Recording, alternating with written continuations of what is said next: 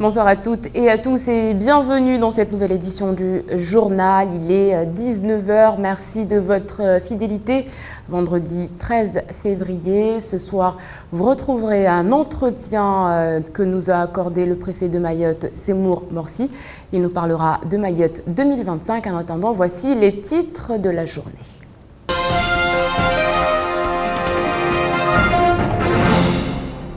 Et à la une de l'actualité, cette opération escargot menée par les auto-écoles de Lille. Une trentaine de voitures ont littéralement bloqué la circulation sur le chef-lieu ce matin. En cause, la loi Macron qui est décriée par les auto-écoles. Presque toutes étaient présentes sur les routes. Les dirigeants et les moniteurs protestent contre la déréglementation de la profession.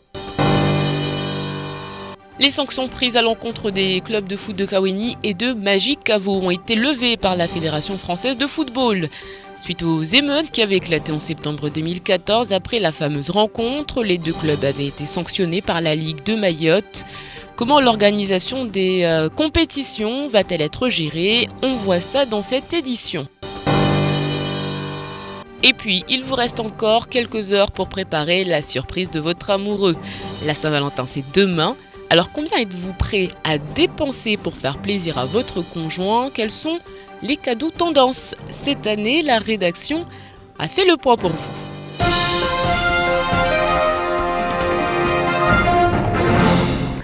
Les auto-écoles de Lille ont mené une opération escargot ce matin dans les rues de Mamoudzou. Objectif, protester contre la réforme du permis de conduire prévue par la loi Macron. Une réforme qui menacerait leur profession. En faisant grève aujourd'hui, les moniteurs mahorais ont rejoint un mouvement initié vendredi dernier par leurs collègues de Métropole. Reportage Camille Leca, Abbas Alidi et Fred Souleymana.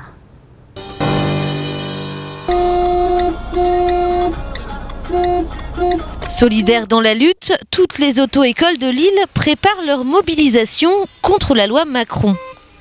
Et pour se faire entendre, ils décident de ralentir la circulation entre Cavani et Kaweni à coups de klaxon.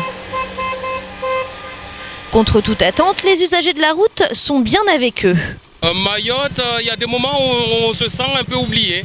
Il faut passer dans la rue grâce aux médias. Je pense que là, on se fait connaître. On fait connaître quand même nos revendications à l'échelle internationale. Et c'est tout à fait normal qu'on manifeste aujourd'hui. Dans le viseur des auto-écoles, la réforme du permis de conduire, code appris à distance ou au lycée, et remise en cause des 20 heures minimum de conduite pour présenter l'examen. Des exigences revues à la baisse qui menacent la sécurité routière selon les moniteurs.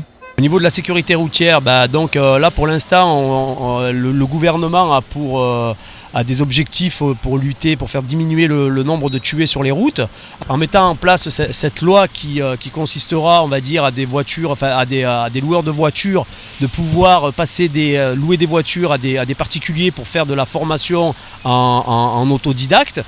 Je ne suis pas sûr que ça aille dans le bon sens pour la sécurité routière. En France, la moyenne nationale d'heures avant le passage du permis se situe aujourd'hui autour de 35 heures.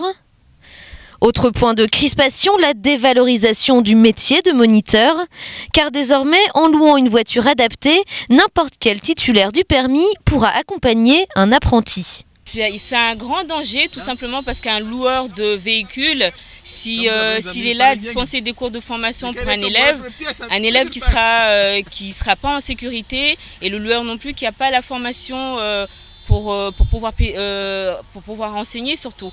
Donc c'est un danger pour le loueur et pour l'élève.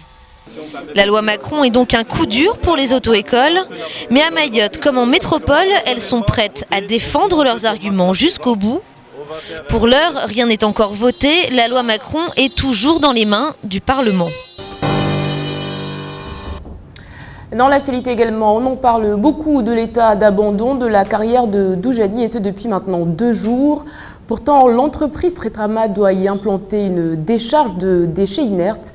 Le projet est lancé depuis 2008. Il ne manque plus que les autorisations de la mairie de Mamoudzou, des autorisations nécessaires à la construction d'une nouvelle route facilitant l'accès à la carrière. Aujourd'hui, Trétrama est encore contraint de faire passer ses camions par va-et-vient. Reportage Shakila Issouf et Fred Souleymana.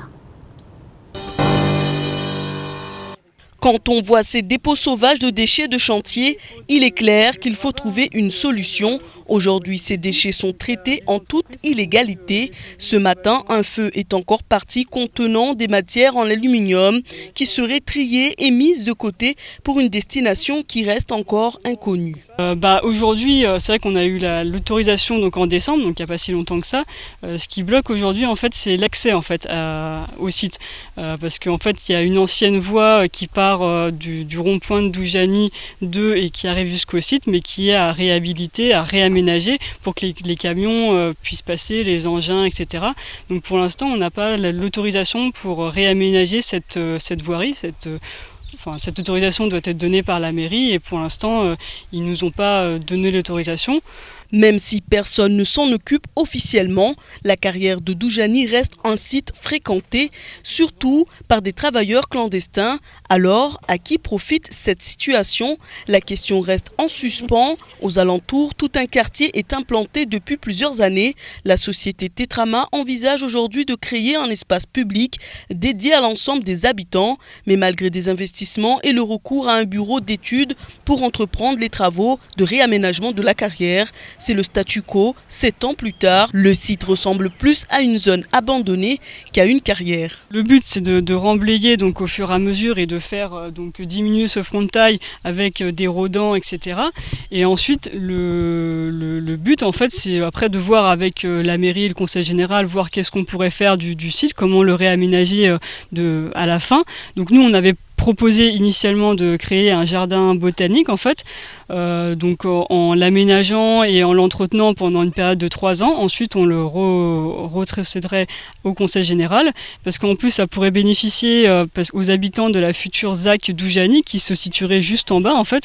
Donc ça serait un lieu agréable pour venir se promener. Pourtant, le projet de stockage de déchets inertes pourrait permettre de rembler le site et de combler cette cavité dangereuse tout en diminuant la hauteur de la paroi qui culmine à près de 80 mètres pour y créer à la place un espace vert, un moyen de rendre le quartier plus attractif et de rompre l'isolement des habitants de Doujani.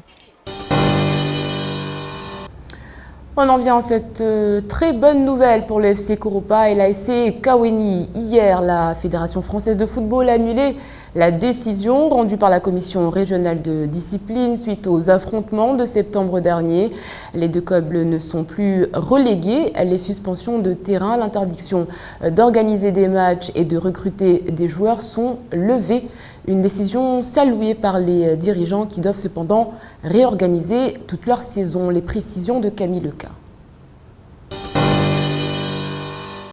Match perdu par pénalité pour les deux clubs. Retrait de 8 points, dont 4 avec sursis pour le FC Koropa, et retrait de 6 points, dont 4 avec sursis pour l'ASC Kaweni. Voilà les conclusions rendues par la Fédération française de football hier. Des décisions qui, bien sûr, rassurent du côté de Kaweni. Dès le départ, nous, à Kaweni, on n'avait pas compris pourquoi la Ligue était aussi sévère, notamment lorsqu'on sait que le club il n'avait rien à se reprocher sur le terrain. Donc je pense que la Fédération française de football, la commission supérieure d'appel, a confirmé ce que nous on pensait, à savoir que cette décision elle était disproportionnée. Mais cela fait presque 2 mois que les sanctions avaient été arrêtées par la Ligue mahoraise de football. Alors même si la nouvelle est aujourd'hui salvatrice pour les deux clubs, les conséquences sont déjà lourdes, comme l'explique un représentant du FC Koropa. Les clubs ne sont pas très riches ici. On a eu des sponsors qui sont quand même partis. Ah oui. Comme on était déjà en demi-finale de la Coupe de France, on avait investi dans du matériel et de l'habillement pour les joueurs. Qui n'a pas pu être utilisé mais qu'on doit quand même payer. On a dû trouver pour les 3 derniers mois avec le déplacement de l'équipe senior qui devait jouer ses rencontres à l'extérieur et toutes les équipes de jeunes quand même trouver 3 000 € au plus vite. Et l'équipe mentalement, physiquement, moralement, on n'était plus dans le coup. La Ligue mahoraise de football n'a quant à elle pas souhaité s'exprimer dans les médias.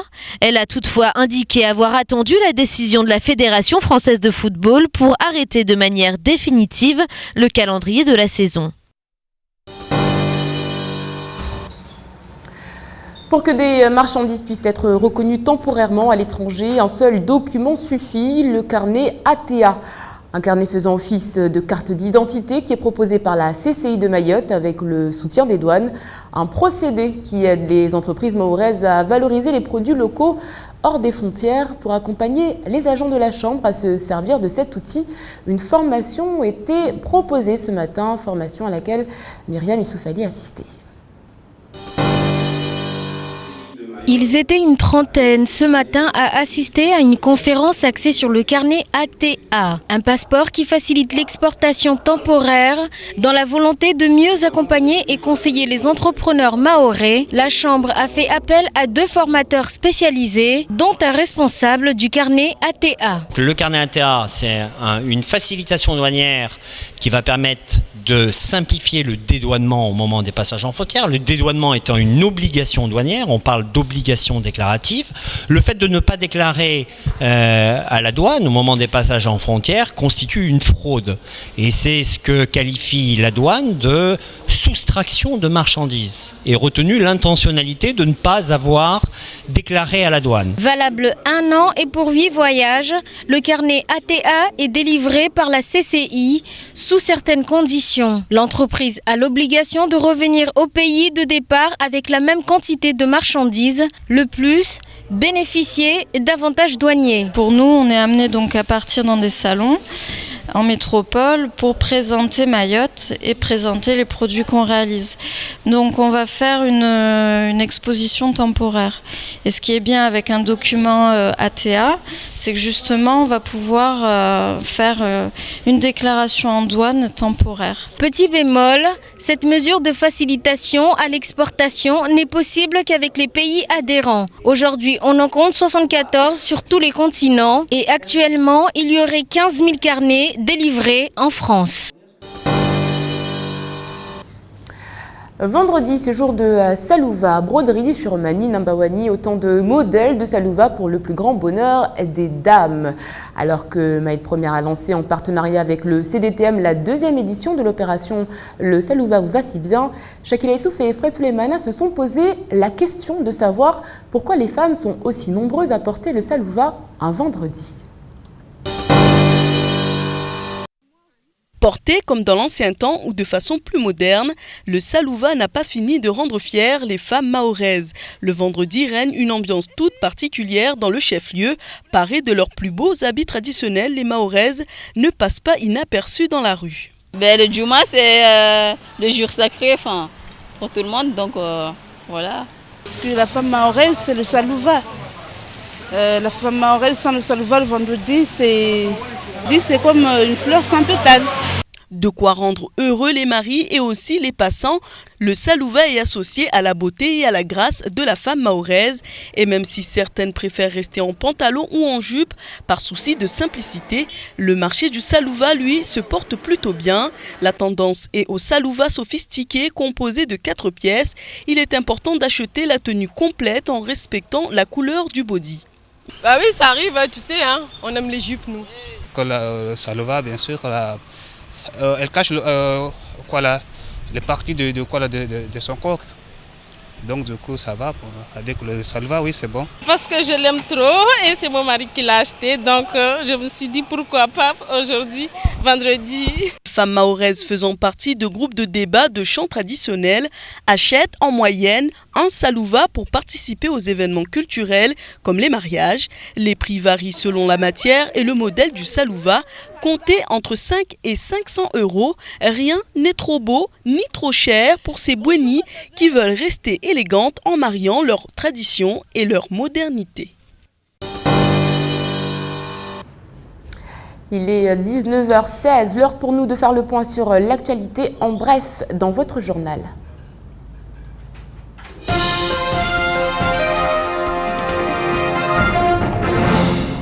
Le président de la Caisse de sécurité sociale de Mayotte, Salim Naouda, ainsi que son vice-président, Saïd Bastois, et le directeur de la structure, Jean Véron, viennent de s'envoler pour Paris afin de se rendre au siège de la Caisse nationale des allocations familiales. En effet, depuis le 1er janvier 2015, la CSSM et la CAF se sont rapprochées pour ne créer qu'une seule et même entité.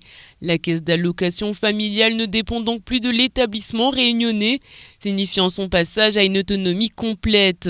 Les dirigeants sont donc partis demander à la CNAF de permettre l'autonomie professionnelle des agents de la CAF. Ceux-ci étaient connectés avec le réseau réunionnais, il est désormais nécessaire que tout soit centralisé sur Mayotte. Mardi et mercredi dernier, le sénateur Thani Mohamed Swalihi est intervenu au cours de l'examen du projet de loi relatif à la transition énergétique pour la croissance verte. Il a ainsi révélé que l'approvisionnement énergétique à Mayotte repose à 99% sur les énergies fossiles, alors même que l'île possède un potentiel solaire considérable. Sa proximité avec l'équateur lui conférant 200 heures d'ensoleillement de plus que la Réunion. Il a directement interpellé la ministre de l'écologie Ségolène Royal, une prise de parole qui a été très remarquée. Le SNUPP national associé à la FSU a lancé une enquête auprès des professeurs des écoles afin de prendre la température concernant la réforme des rythmes scolaires. Selon l'étude, les premiers mois de mise en œuvre sont globalement source de forte insatisfaction chez les enseignants. C'est ce qui ressort du sondage lancé en novembre et décembre dernier et auquel 16 764 enseignants ont répondu. 74% estiment que les difficultés liées au temps périscolaire impactent négativement le temps scolaire en termes de fonctionnement de l'école. C'est en maternelle que les critiques sont les plus vives. Le SNUPP-FSU soumet la possibilité de libérer un mercredi sur 3, et ce afin que le temps de concentration soit réintégré dans l'emploi du temps régulier des écoles.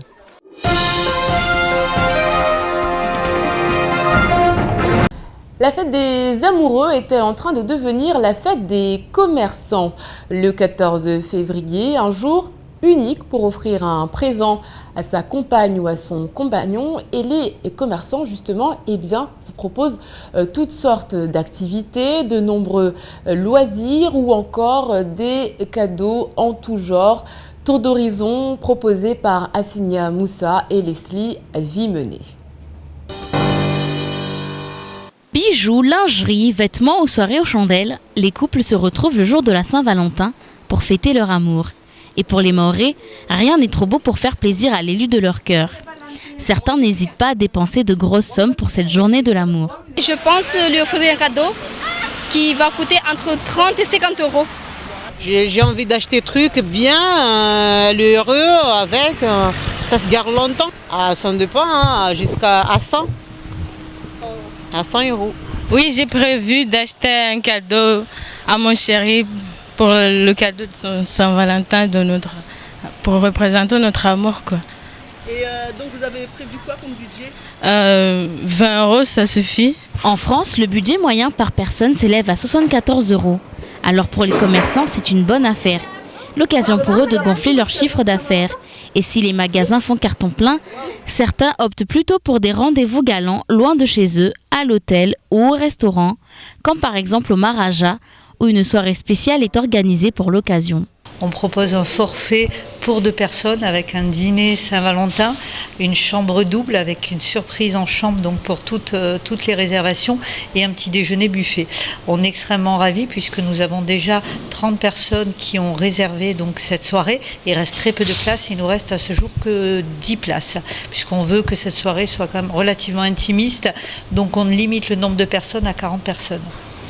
Chaque année, les restaurants font salle pleine. L'idée de s'offrir un cadeau fonctionne tellement que des apéros shopping s'organisent. Une journée fêtée par un Français sur 2, sous le signe de l'amour, à consommer sans modération.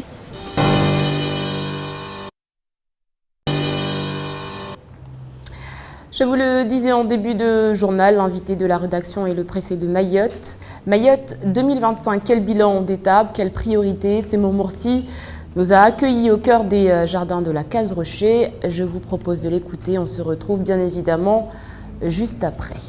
Nous sommes donc à la Case Rocher pour cet entretien que nous accorde Seymour Morsi, le préfet de Mayotte. Monsieur le préfet, bonjour. Bonjour madame. Et merci de nous accueillir. Merci d'être venu. Dans ce jardin, le jardin de cette institution qui est la Case Rocher. On parlera avec vous de Mayotte 2025. On en a beaucoup parlé en octobre quand les ateliers ont commencé. Et puis on a l'impression que depuis quelques semaines, c'est le silence radio, plus de communication, plus d'informations. Où en est-on exactement ? Merci de me poser la question. C'est bien que je ressente votre impatience.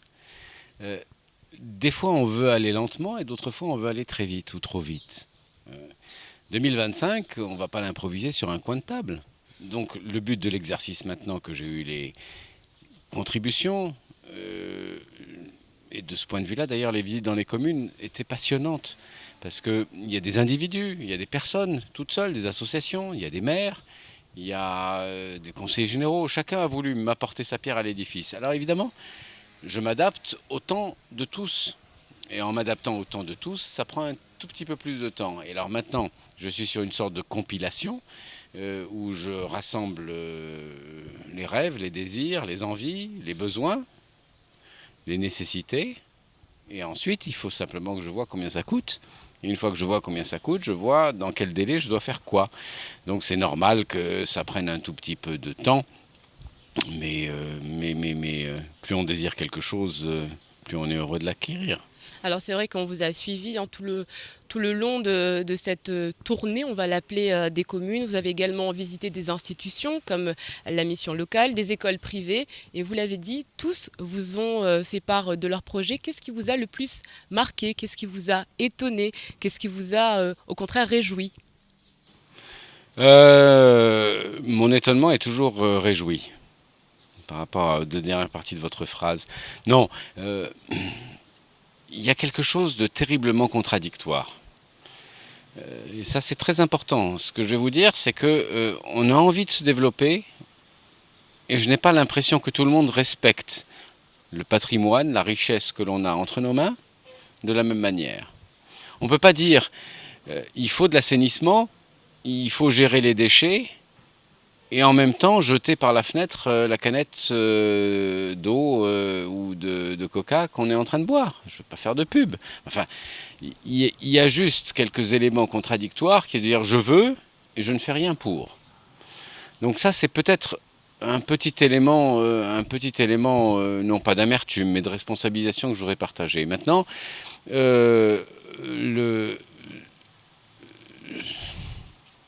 c'est passionnant. Passionnant à quel point, soudainement, j'ai eu l'impression que tout le monde était prêt à accepter de se dire, pas tout de suite, mais certainement à un moment donné. Et ça n'a pas d'équivalent. Donc non, je ressors des 4-5 mois que je viens de passer à Mayotte et j'espère qu'ils vont durer. Ces 4-5 mois-là, on a décidé de monter sur la même bicyclette pour aller dans le même sens. Est-ce que ça veut dire que pour le moment, il n'y a pas on va dire, d'agenda défini pour la suite de Mayotte 2025? Ça commence à prendre forme, mais je le dis tout le temps partout, Mayotte 2025, c'est déjà maintenant. Quand on met 14 millions en 4 mois pour construire plus de 200 ou réaménager plus de 200 classes, c'est déjà maintenant. Quand demain vous allez être invité à participer à une rencontre qui permettra, je l'espère, de montrer à quel point l'Europe, en matière agricole, est prête à nous accompagner, c'est déjà maintenant. Donc, moi j'ai aucun état d'âme, non, mais tout ça, ça vient, mais je ne veux pas qu'on trouve ça normal. Je veux avoir en face de moi des gens qui disent 1, je suis content, 2, merci, 3, on y va. Et on, c'est qui ? C'est ça qui commence à être intéressant. Mais ça va marcher. On sait qui, on ne sait pas qui c'est justement. Généralement, quand ça marche, le on c'est les autres, et quand ça marche pas, le on c'est l'État. Eh bien non, c'est exactement l'inverse. Aujourd'hui, on a vu que beaucoup de monde s'était déplacé par rapport aux ateliers mis en place par le député Bouanali, par le député Ibrahim Boubacar, par le sénateur Thani Mohamed Swalihi. Quelles sont les priorités? S'il y avait qu'une chose à retenir, éducation, formation, pour quel métier? 3. Éducation, formation, pour quel métier? L'éducation ne doit pas être l'otage des états d'âme de chacun. La formation doit être claire par rapport aux besoins du territoire. Et ensuite, les métiers, c'est quoi les métiers? De quoi on a besoin sur les 5 ans, 10 ans, 15 ans, 20 ans, 30 ans, 40, 50, 100 ans qui viennent? Mais aujourd'hui, les métiers dont on a besoin, c'est ce qui ressort de tous les travaux qui ont été menés par les personnes que vous avez citées. La fonction publique d'État et territoriale doit être en phase avec les besoins techniques qu'on doit mettre en place. On va former pour ça.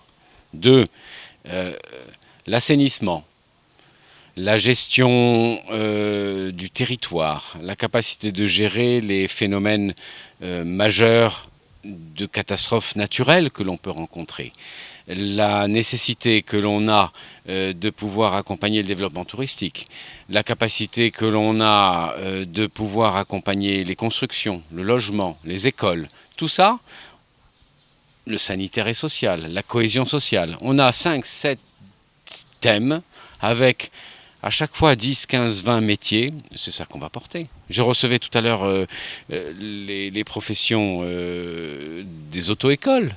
Ils me disent ils ont du mal à recruter des personnes qui peuvent former les gens qui ont envie de passer leur permis de conduire. Bon, il y a des filières métiers, allez, on y va. À côté de ça, il y a de plus en plus d'auto-écoles qui se créent sur le territoire. Donc c'est vrai que c'est paradoxal de voir que le secteur des auto-écoles est l'un des plus, on va dire, porteurs, puisqu'il se développe assez rapidement.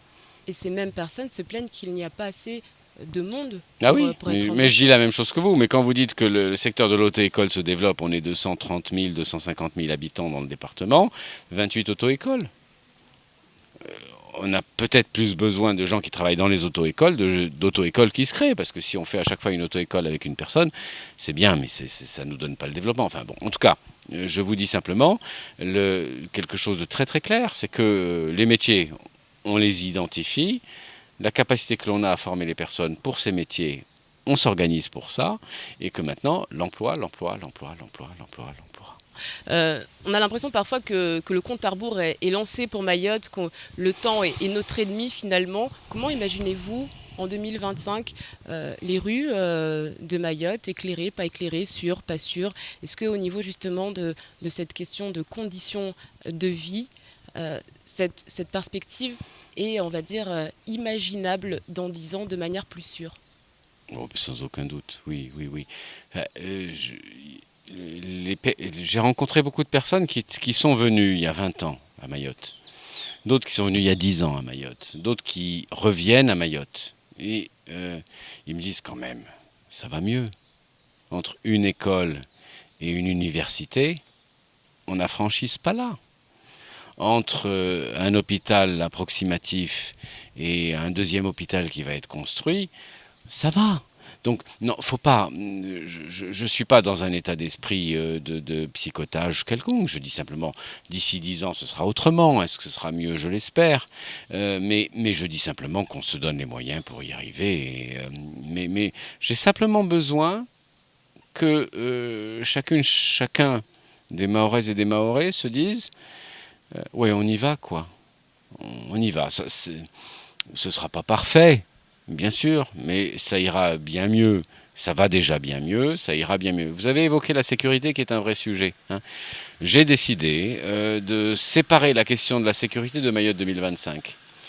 Parce que ça voudrait dire qu'on se donne des objectifs en 2025 en matière de sécurité, alors que la sécurité est un sujet de tous les jours.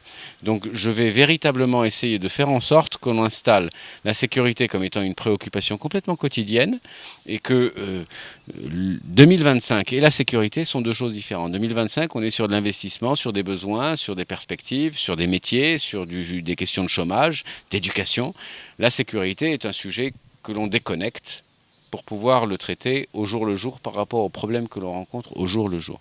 Et la région, dans tout ça, est-ce qu'il faut peut-être l'intégrer à 2025? J'entends l'ancrage de Mayotte dans la zone du canal de Mozambique, les relations entre les îles voisines, entre les Comores, entre les Seychelles, entre Zanzibar, pourquoi pas aller un peu plus loin et intégrer donc Mayotte au cœur de l'océan Indien? Est-ce que c'est une priorité pour vous? Alors, les 7 responsables des différents groupes de travail ont dit la même chose. Est-ce que pour autant, chacun est prêt à le revendiquer? En tant que Mahoraise, en tant que Mahorais, en tant qu'élu, je ne sais pas. Moi, en tout cas, c'est clair. on ne fera pas le développement de Mayotte sans travailler avec nos voisins. 60 km, vous habitez au nord de l'île, votre frère est au sud de l'île, ce sont les kilomètres qui nous séparent de nos voisins. Alors il s'avère que ce sont des États différents. Ok, très bien, et alors? Donc moi je suis très très clair là-dessus. Il faut qu'on voit, non pas comment chacun se développe contre, mais de quoi on a besoin de part et d'autre et comment est-ce qu'on met ça au pot commun. Mais il faut arrêter, c'est pas pensable, c'est absolument pas pensable. Vous avez déjà des pistes de travail par rapport à ça? J'arrête pas. Vous pouvez peut-être nous en dire plus? Non, il n'y a pas besoin d'aller plus. Mais enfin, il y a une coopération judiciaire qui a été débattue au Conseil des ministres il y a quelques semaines. Regardez ce texte-là, c'est très très important. Il y a des besoins de développement économique. Je vois les coopérations que le Conseil économique et social et environnemental peut nouer. Je vois comment les élus ont envie de s'investir sur la coopération régionale. Je vois comment... au jour le jour, les compagnies aériennes ont besoin d'aller atterrir ou de faire venir des choses ici ou là. Économiquement, c'est une évidence.